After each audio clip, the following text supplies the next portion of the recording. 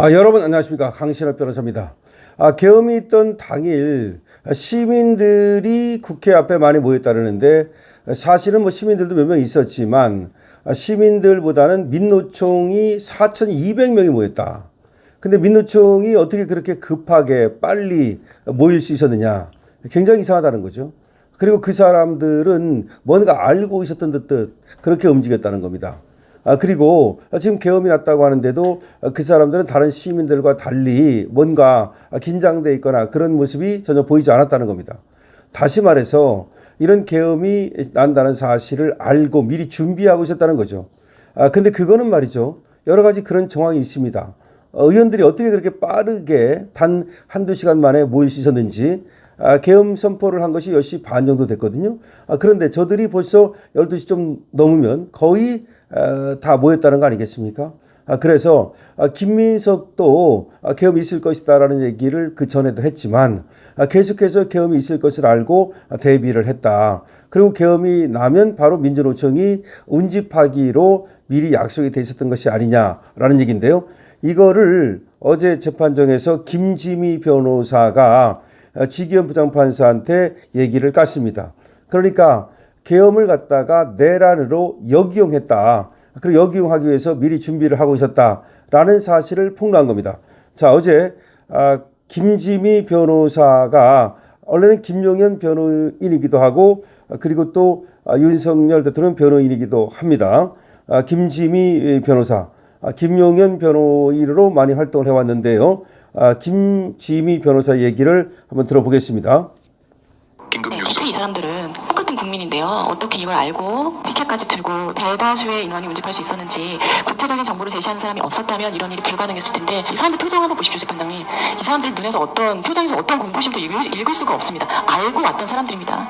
그리고 군인들의 숫자와 비교할 수 없을 만큼 많이 왔고요. 4,200명입니다. 4,200명. 유사한 상황이 지난해 1월 18일 그 공덕 우거리 서부지방법원 인근에서 있었는데, 그 청년들은 전부 구속이 돼서 1년 이상의 실형을 선고받았는데 이들 가운데에서 이권된 사람 단 한 사람도 없습니다. 자, 이게 무슨 말이냐면요. 이 군인들이 당시에 지금 그 숫자가 몇 명 되지 않았죠. 그런데 그에 비해서 민노총은 4,200명이 모였는데, 중요한 것은 피켓까지 다 만들어가지고 준비를 해서 왔다는 겁니다. 그러니까 어떻게 보면은 이 지금 민노총 사람들이 와가지고 마치 시민들인 것처럼 위장을 해서 군인들과 붙으려고 했다는 것이죠. 그래서 군인들이 오히려 저 민주노총 저 노조원들에 의해서 위압감을 느끼는 상황이 됐다는 겁니다. 거기 안미령이가 그 국회 내에서 군인으로부터 총을 빼앗으려고 하는 장면이 있죠. 그때 안미령이도 전혀 뭔가 두려워하거나 이런 것이 아니었습니다. 오히려 그 군인이 총을 뺏기지 않으려고 몸부림을 치는 모습이거든요. 근데 총대를 잡고 그렇게 이제 마치 위협을 당하는 것처럼 그렇게 그것이 전 세계로 보도가 됐고, 그런 상황이 벌어졌던 겁니다. 자, 그래서 이날의 계엄이라고 하는 것의 진실을 우리는 알아야 됩니다. 계엄이 과연 정말로 국회의원들을 비롯해서 시민들에게 위협적이었는가? 전혀 아니라는 겁니다.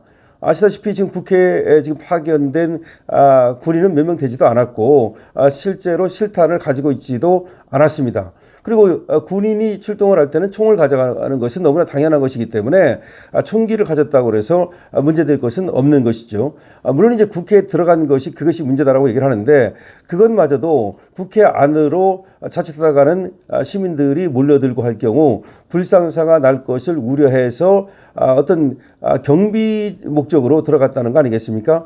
국회에 여러 상황이 진행되고 있었다는 것을 알 수가 있는 겁니다. 그럼에도 불구하고 저 민주노총의 4,200명, 이거 어마어마한 거거든요. 이 사람들이 오히려 그때 국회 쪽으로 들어갔던 군인들을 위협하는 상황이 벌어졌던 겁니다.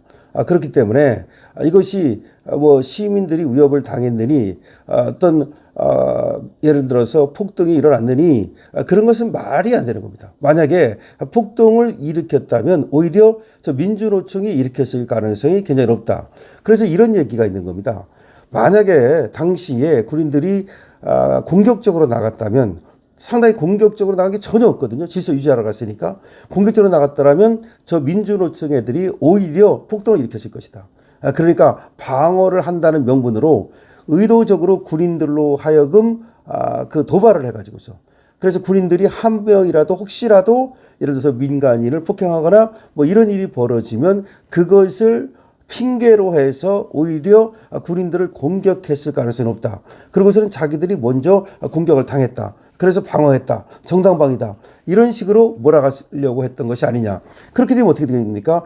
군인들도 또 살기 위해서 자기들을 방어할 수밖에 없거든요. 그럼 결국은 군인들과 민간인들 사이에 충돌이 벌어질 수밖에 없는 거죠. 그럼 그 충돌 상황을 의도적으로 유발시키려 했던 것이 아니냐라는 얘기가 나오는 겁니다.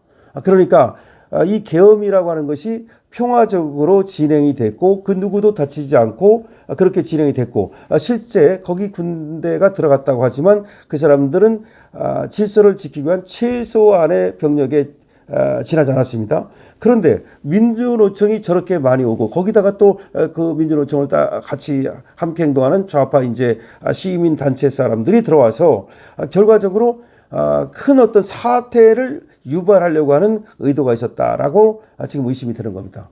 그런데 그런 일이 전혀 벌어지지 않았던 것은 그야말로 당시 군대가 거기 들어갔지만 군인들이 어떤 공격을 하라는 지시를 받은 적도 없고 그리고 또 뭐 국회의원을 끌어내려고 하지도 않았고 뭐 국회의원을 뭐 끌어내라는 지시를 받았다. 그거는 윤석열 대통령이 그렇게 말한 바도 없다는 거 아니겠습니까? 자, 그래서 결과적으로 이 계엄이 벌어질 것이라는 것을 알았던 저 좌파가 민주당이 그 날짜만은 몰랐을지 모르지만 계엄이 날 거라는 것을 알았던 겁니다. 그래서 대비를 하고 있었죠. 근데 빠른 시간 내에 갑자기 모일 수 있는 사람들은 조직이 완벽한 민주노총이 가능한 거죠. 그러니까 민주노총한테는 그런 지시가 내려가 있었다고 봐야 됩니다. 그래서 언제 어떻게 어디로 모여라. 국회로 모여라면 모여달라. 이런 어떤 그런 지시가 내려가 있었던 거고 더군다나 여기는 말이죠. 민주노총은 돈과 조직이 완벽하죠. 그리고 심지어 여기는 말이죠. 이념적으로도 굉장히 좌파적이지 않습니까? 간첩도 여기서 잡히지 않았습니까? 그러니까 이런 준비하에 얘들이 이제 연락을 받고서 모여들었다. 그런데 한번 생각해 보십시다. 아무리 빨리 모여도 다 그 여의도 사는 것도 아니고 민주노총 사람들한테 다 서울 사는 것도 아니지 않습니까? 그럼 4,200명이 모이려면요. 이거 2시간 정도 3시간 정도 걸립니다. 그러면 이 사람들이 언제 연락을 받았다는 겁니까? 계엄이 떨어지자마자. 그러니까 윤석열 대통령이 계엄을 갖다가 선포하자마자 바로 민주노총에서 소식을 때려가지고서 모이게 만들었다고 봐야 되는 겁니다. 그래서 이제 얘들이 모이는 걸 보고서 어쩌면 그때 이재명이 나타났을지도 모르는 거죠. 이재명 같은 경우에는 한동훈이는 그렇게 말합니다. 자기는 뭐 빨리 나타났지만 이재명이는 숲속에 숨어 있다가 뒤늦게 나타났다. 뭐 그렇게 말을 해요.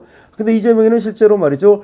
정문을 통해서 들어가지 않고 담을 통해서 들어갔죠. 근데 정문도 다 열려 있었고 국회의원들이 그렇게 들어갈 수 있었음에도 불구하고 이재명이는 그리 안 들어갔다라는 그런 얘기가 나오는 거 아닙니까? 뭐 이재명 측에서는 이제 그렇게 얘기를 안 하지만 지금 나오는 얘기는 이제 그렇습니다. 그래서 지금 한동훈이는 자기는 뭐 용감하게 계엄을 막았지만 이재명은 도망갔었다, 뭐 숨어 있었다 이렇게 얘기를 합니다.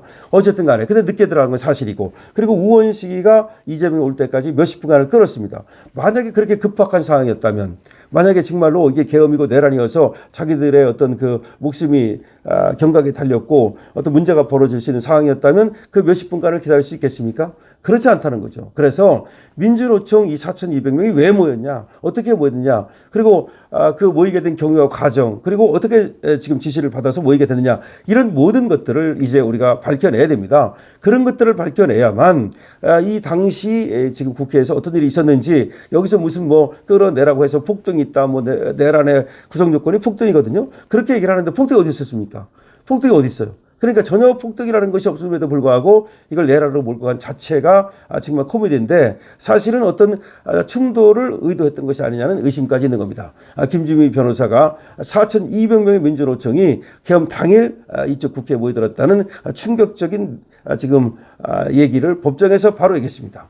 그리고 지기현 부장판사님 하면서 판사님께서도 이걸 좀 아셔야 된다라고 강조를 했습니다.